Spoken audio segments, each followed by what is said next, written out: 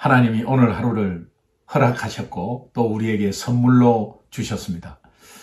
이것은 기독교인이 깨어 있을 때 이렇게 느낄 수 있습니다.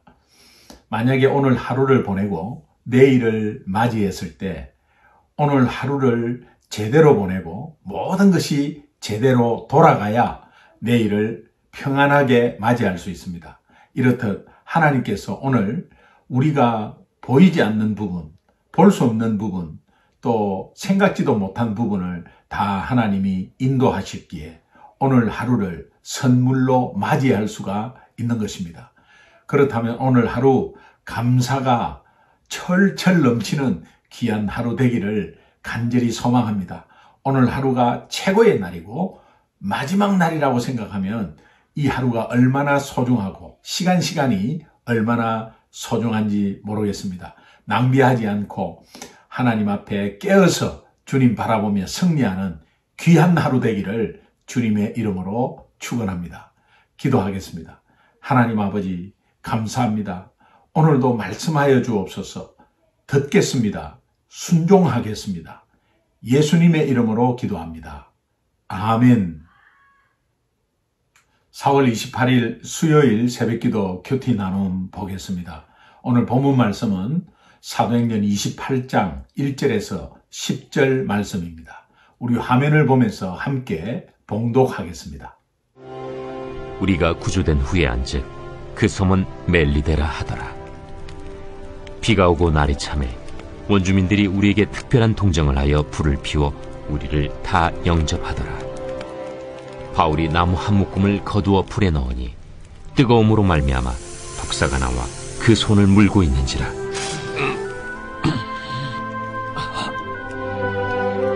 원주민들이 이 짐승이 그 손에 매달려 있음을 보고 서로 말하되 진실로 이 사람은 살인한 자로다. 바다에서는 구주를 받았으나 공의가 그를 살지 못하게 함이로다. 바울이 그 짐승을 불에 떨어 버리매 조금도 상함이 없더라. 그들은 그가 붙든지 혹은 갑자기 쓰러져 죽을 줄로 기다렸다가 오래 기다려도 그에게 아무 이상이 없음을 보고 돌이켜 생각하여 말하되 그를 신이라 하더라. 이 섬에서 가장 높은 사람 보블리오라 하는 이가 그 근처에 토지가 있는지라.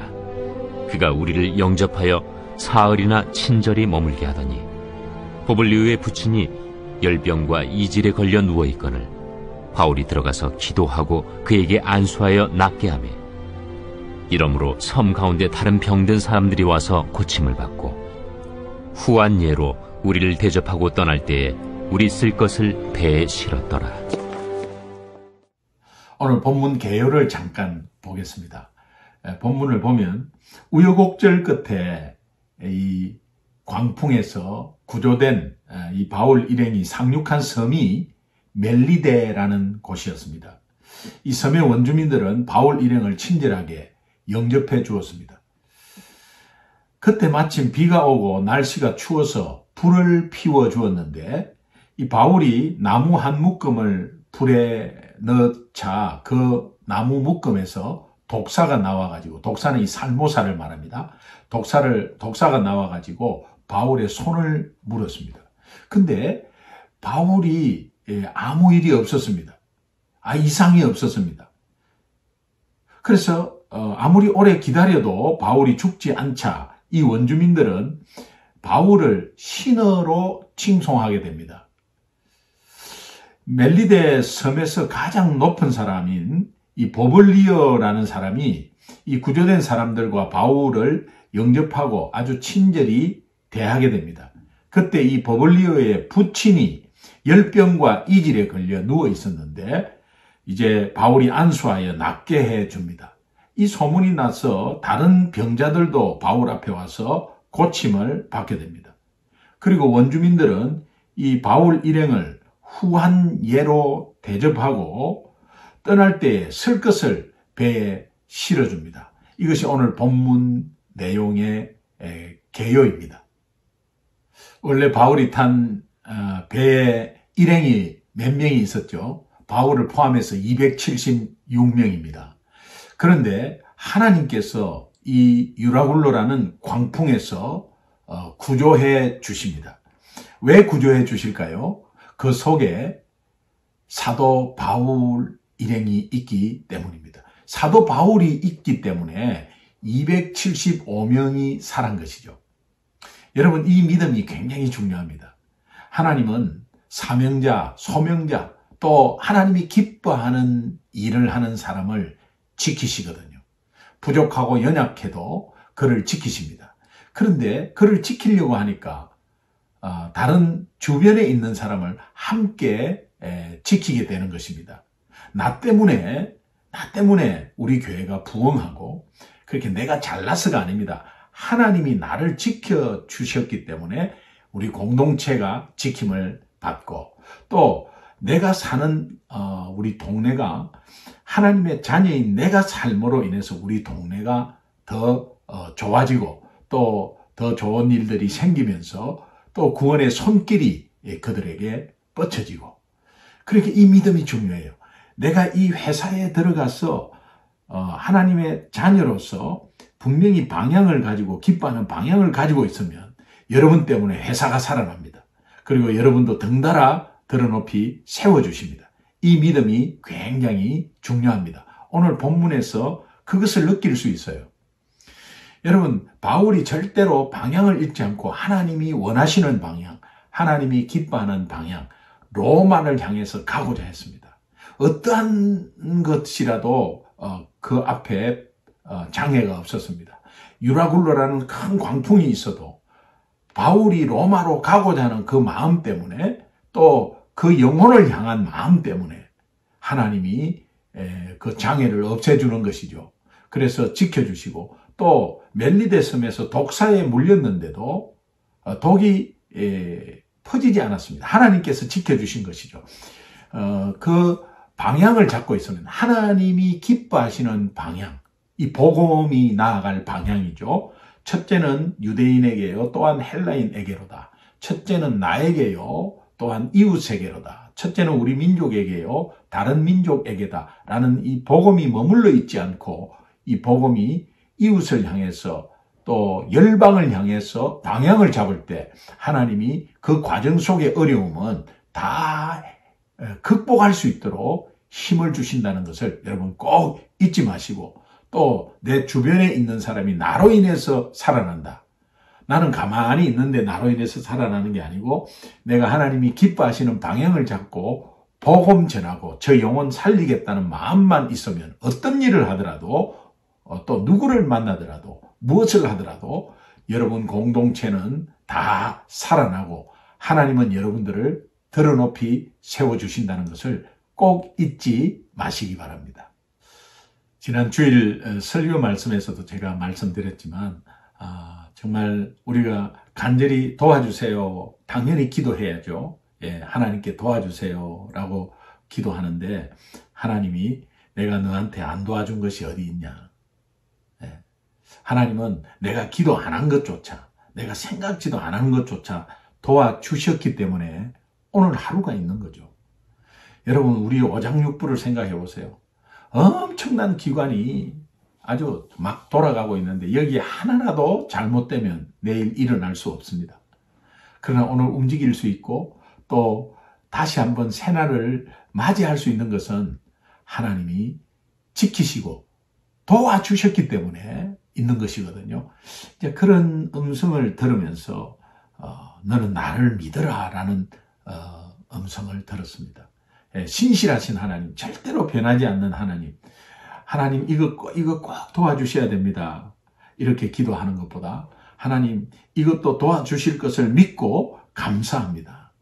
그러면 되든 안 되든 하나님은 그 결과는 하나님이 도우신 겁니다. 나를 선한 길로 인도하신 거죠.